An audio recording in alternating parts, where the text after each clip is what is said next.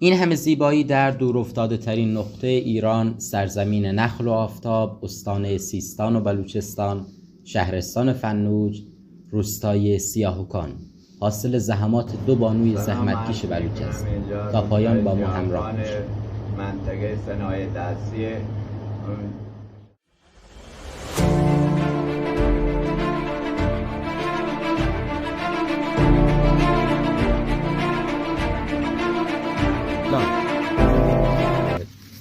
این صنایع رو که دارید درست میکنید برای چی استفاده میشه؟